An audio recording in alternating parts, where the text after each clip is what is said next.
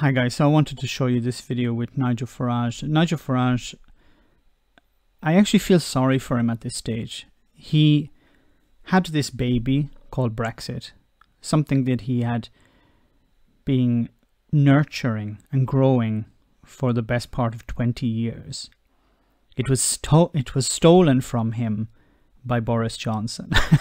You know, Nigel Farage watered this plant, he took care of it, he fertilized it, and then Boris Johnson came in at the last moment and nicked it and ran away with it. And Nigel is sad about that. Nigel is desperate to win back relevancy. You know, leaving the European Union was his child, was his baby, was the plant that he nurtured from a seedling. And it was stolen from him, and now he has to win back that relevancy. So let's hear what he has to say in this video. In this video, you're going to see a spent force, a man who's no longer relevant, not shouting at a cloud, but shouting at the sea.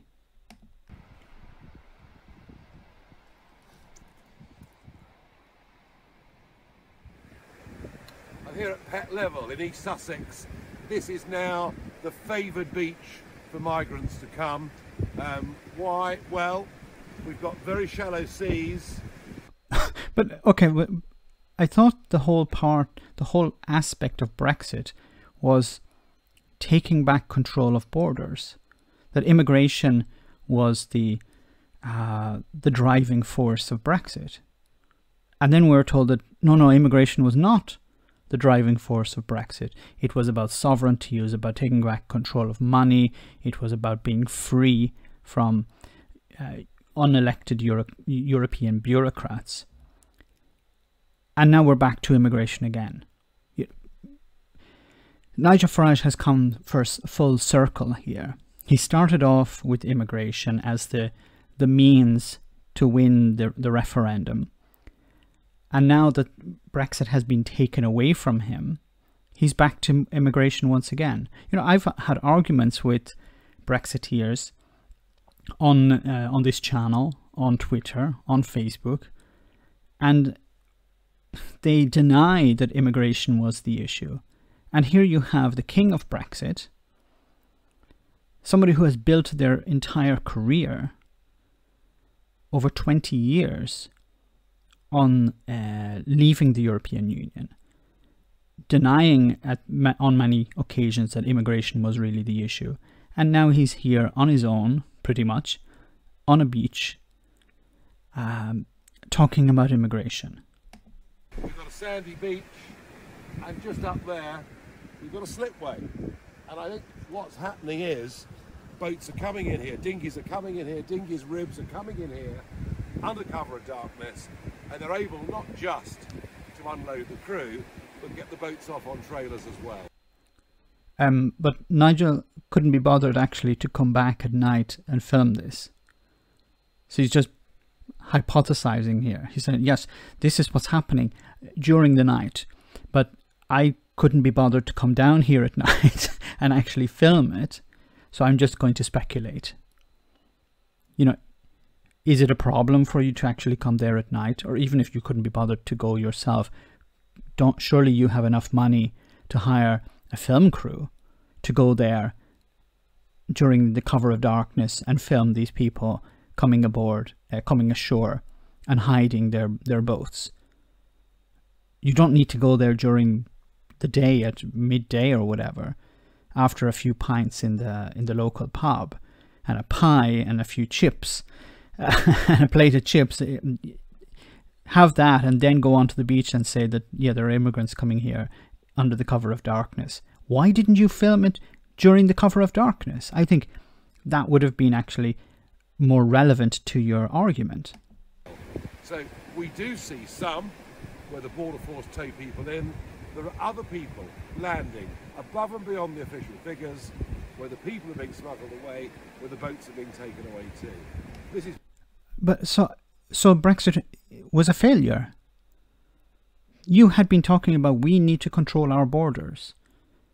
we need to leave the European Union in order to control our borders, which was just a fallacy. It was a lie.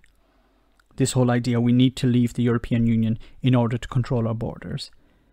And now that you have left the European Union, and now that you allegedly have full control of your borders, you're out on a beach on a rainy afternoon complaining that you don't control the borders. So everything that you have built your entire career on is a lie. You said we need to leave the European Union in order to control our borders. You've left the European Union, and now you're out complaining about people not respecting the borders. That level, they won't be coming today. There's a little bit too much of a sea running. Normally, of course. They're not coming today. Isn't that convenient? It's like, so I went out there. It's a rough day, so I'll film on a rough day so we don't see anyone coming. It's a beautiful place, but so Nigel couldn't be bothered to check the weather forecast and say, look, maybe we'll go down when the weather is fine so we can catch these people. No, let's actually go down when the weather is not fine so we don't catch anyone. But actually it doesn't make any difference because these people come at night. So is it the people come at night or they come when the weather is fine? Which is it? This scandal, I think, is far bigger than anyone realises. You know, the official figures, since we've been in lockdown, 550 people have come into the country. Not one of them, to my knowledge, has been returned. So how did they come into the country? Are you talking about by boat? Or are you talking by... If 500 people are coming into the country and they're not being checked, shouldn't you actually be not on a beach, but inside Heathrow Airport, reporting on people coming into the country not being checked? Because if you have evidence that there are people coming into the country, why are you there during the freaking day? And Priti Patel needs to get tough. Not that difficult to land on the sand when the tide's reasonably out, under cover of darkness. I think he has lost his mind here. This is him presenting evidence that the UK borders are not protected. Yeah, it's possible to walk up the beach. This is his evidence. Yeah, I'm able to walk up the beach. Once again, why don't you have someone come down here in the middle of the night and film it? Question these people. Who are you? Why are you here? Why aren't the police involved? Why don't you alert the police to this? Why are you making a video on a windy afternoon about people breaking the law? Why are you doing that? Why are you not organizing? You have the resources, Nigel. You have a lot of money. I'm sure you can hire a few people with a camera and a microphone, a night vision camera even, who can monitor these people coming in the middle of the night, question them, or at least report the findings to the police. You could drag a rib up here and right here, in the slipway, you can get the boat off, the road's immediately behind. Yeah, I'm absolutely convinced. That this is the real high end of it. This is the high end of it, where they're not just getting people out, but they're actually getting their boats back as well. So the reason, so the evidence that they've taken the boats away is because you can't find any boats now. See, there are no boats here. That means that they've taken the boats away. It's not that nothing is happening because there are no boats here. Because there are no boats here, there's nothing happening. No, the actual, it's if you listen to what Nigel is saying, the reason there are no boats here is because they come in the middle, under the cover of darkness, and they take the boats away with them. Isn't that genius?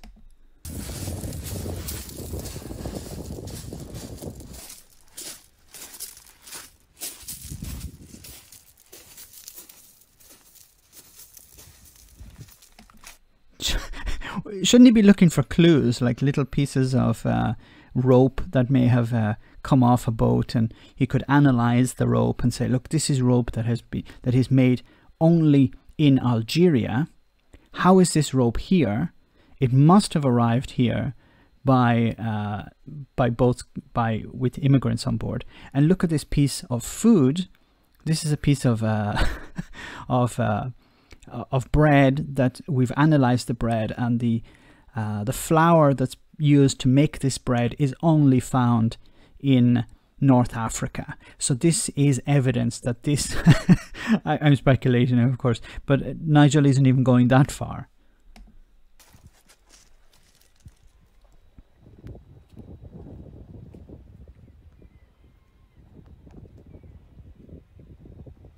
Well, I was in Pett a moment ago. I'm now in Hastings. As you know, I wrote a piece about this on the Telegraph yesterday. I've been talking about it on LBC. The press aren't interested, but it is happening. He's now going into Alex Jones territory. So the press are not interested. The press are not here looking at the evidence that I have collated regarding these immigrants arriving by boat in the middle of the night. Look, they won't even listen to me. They won't even look at the evidence that I don't have. they won't look at it. I'm with Freddie here in Hastings. Freddie, what have you seen the last few days? Well, so these are probably people who have been. Look, Freddie, will you tell me what I want you to say, and I'll buy you a beer later? Or are you a member of UKIP or the Brexit Party? You're a member of the Brexit Party. That's great. Okay, here's what you have to say. Seen loads of immigrant boats coming in. They've all been stopping down at the V there. Look at his face. He's laughing. He knows it's a joke. He's going along with it because he believes it's a joke. It is a joke. But the only person who doesn't think it's a joke is Nigel Farage, of course. All running up the cliff, and they shouldn't run really because they're going to get home and that's living. What? So, yeah, I mean, if they're taken into Dover. How far has Nigel Farage fallen here? I regard Nigel as a pathetic individual, a charlatan. But how far has he fallen that he's resorting to this type of bottom of the barrel attempts at propaganda?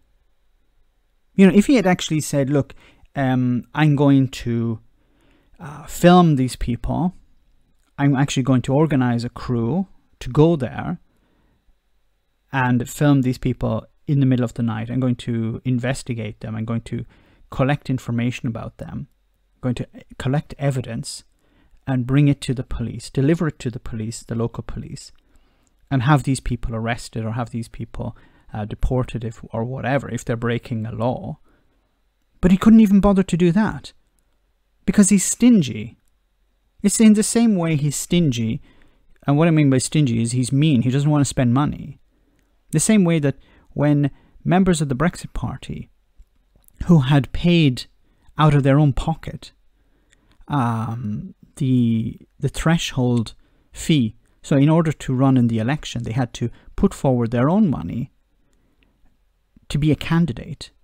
And then when Nigel turned around and said, before the election in December, he turned around and said, okay, we're not going to actually field these candidates. And these people said, okay, well, can we have our money back? He says, no, you're not getting your money back. These people had put forward, I don't remember exactly how much money it was a considerable amount, a few £100. And they were like, no, we're not going to give you your money back. We have decided, we changed the rules and we're not going to give you your money back. That's how mean he is. He tricks and cons his own people, his own supporters. And then when they say, look, can you give us our money back? He's like, no, you're not getting your money back. And they continue to support him. Like he couldn't invest a few £100 in some camera equipment, a team. You know, I don't know how much it'd cost, but let's say at most £1,000.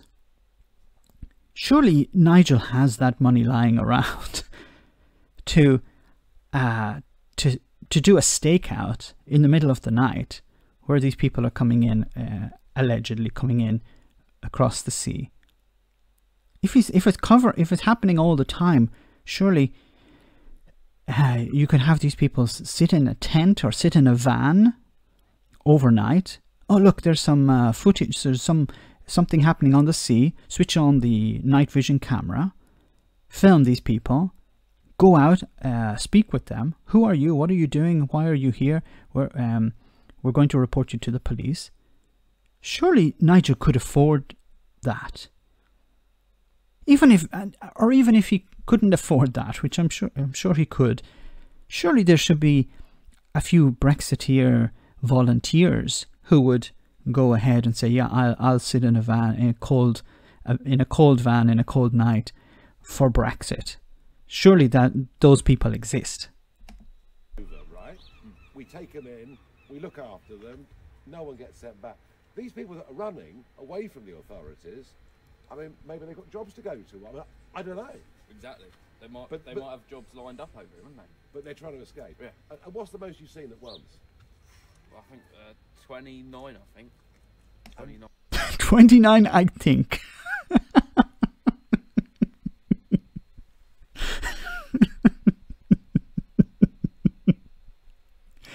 You know, I counted 29 people in the dark.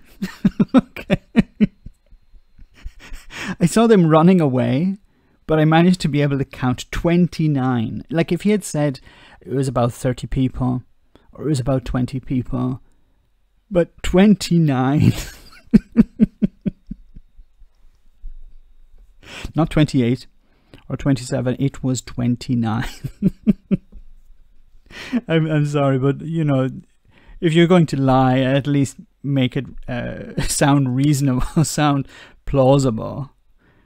29 was the people I saw. 9 on one boat. And so these numbers, we get the official figures. These people aren't even being counted in the numbers, are they? Well, this guy is counting them. He's counting them extremely well. He sees them at a distance like 1, 2, 3, 4, 5, 6, 7, 8. No, I counted that guy already. 8, 9, 10, 11, 12, 13, 14, 15, 16, 17, 18, 19, 20, 21, 22, 23, 24, 25, 26, 27, 28. Is that a child? No, it's another. It's a 29. Yeah. It's all ages, wasn't it? Yeah, all ages. There was kids, everything. And as soon as one of the boats one day, they stopped on the beach there. They got on their hands and knees and kissed the stones. And in the age of smartphones, so these people, so this kid was standing watching this. just think about this for a moment. So he was standing there watching this. These people got out of a boat and they kissed the stones on the beach and then walked away. I don't know how far was that beach? It's about 200 meters, 100 yards. I don't know, but it'll take. How long did it take Nigel? The video was edited, of course, but it took Nigel maybe 20-30 seconds at least to walk from the water to the end of the beach. So in those 30 seconds, this kid never thought, wait a minute, I'll take out my phone and record this. People record videos of everything today. People take pictures when they go to the bloody bathroom. So I find it extremely difficult to understand a teenager. If it was an old person who probably has a Nokia 3310 or something, then I can understand. But a teenager, I think this guy's a teenager, or at least 18 or 19 years old. Surely he has a phone, but he couldn't be bothered to take it out and take a photo of these people or film these people. I bet they did. I bet they did. It's just, I tell you what, honestly, I've been writing and talking about this, and I'm going to do a lot more. I think the whole thing's an outrage. It is an outrage, all right. Particularly as we know that in some of these camps they've had coronavirus. That's right, yeah. So there's a risk with that as well. And do you report this now, or is there just no point? There's no point, because how is that? Look at the way he leads the interview. Did you report this, or is it just there's no point really reporting it, is there? So can you go ahead and answer the question? Yeah, I'm not going to report this. What's the point in report? What's the point of even filming it? What's the point of even taking a picture? You know, I had time to count how many people there were, but I couldn't be bothered taking a photo of this. What's the point? You know, you have to put your hand into your pocket. You have to take out your phone. You know, it's hard work. And then you have to unlock your phone. Then you have to find the camera app. You have to press it. You have to hold your camera up in the air. And then you have to press the button to take a picture. You know, who's going to do that? It requires a lot of effort. They come down, they take the story off you, and that's it basically. And they won't. Not all of them get published. So I'm speaking to someone in Dover at the minute, and so you're having conversations with people in Dover about this problem, but you can't be bothered to actually show. Why don't you say, look, Nigel, here's some video footage I'm going to give to you so you can use in your report. Is this, if this is what you would call a report? Surely you have evidence. You have evidence of these people, and film footage, pictures. Is there not trash on the beach? You know, surely if people are sitting on a boat for I don't know how many days it takes to get from, for example, from North Africa, or if these people are coming from France, it takes, I don't know how many hours it takes to get. Surely they bring food and some supplies with them. So when they arrive on the beach, as they get out of the boat, probably crisp bags or plastic or paper follows out with them. And surely there would be some of this rubbish collected as evidence. Surely you're doing that. No, nobody's doing this. It would actually help Nigel a great deal. Nigel is losing out because you don't have any footage or pictures or trash or any evidence for this. And they're not publishing them because every day in Dover there's a boat coming in, at least one. Yeah, several. I mean, several some days. We're hearing every day on the radio at sea that there's vessels keep your eye out for. Yeah. So there you go. It's not made up. You believe Freddie. I believe Freddie.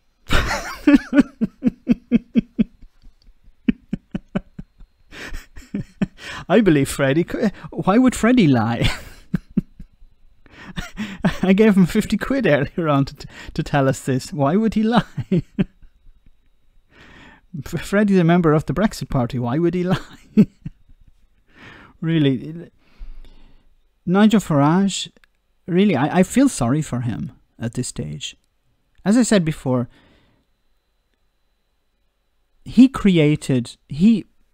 Brexit was his baby.